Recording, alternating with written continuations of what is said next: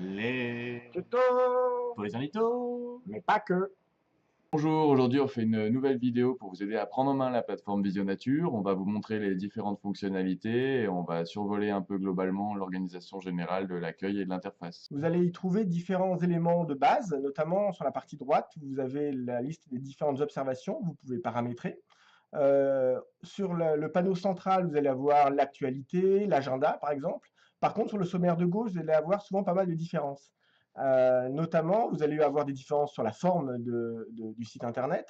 Vous allez avoir des sites internet sur lesquels vous avez l'utilisation du site comme page web de l'association. On va détailler maintenant le sommaire de gauche. Vous pourrez remarquer la différence des sommaires d'un site à l'autre. Nous allons nous concentrer sur la partie consulter et participer. Vous allez également pouvoir trouver toutes vos données. Ici, on n'a aucune donnée, c'est normal, on n'a toujours pas renseigné de données. Et vous allez aussi pouvoir consulter la base de données via une recherche. Et là, vous allez retrouver en haut tous les pictogrammes des taxons ouverts à la saisie sur lesquels vous pouvez effectuer des recherches. Lorsque vous allez cliquer sur Données et analyse, vous allez retrouver des cartes de synthèse des observations pour certaines espèces sur votre territoire. Ici, par exemple, on consulte la carte des observations d'écureuils roux en Isère. Ça vous donnera une idée de la répartition sur votre territoire et de savoir où est-ce que vous pouvez le rencontrer lors de vos sorties.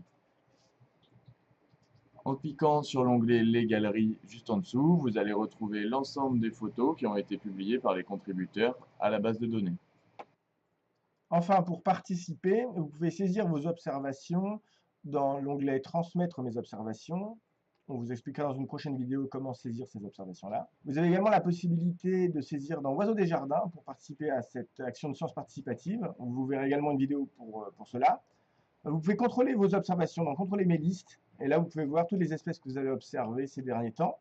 Enfin, dans l'onglet Information, vous avez l'explication de tous les symboles dans Explication des symboles, dans lequel vous avez les pictogrammes et l'explication des valeurs du code Atlas qui vous permettront de mieux vous y retrouver.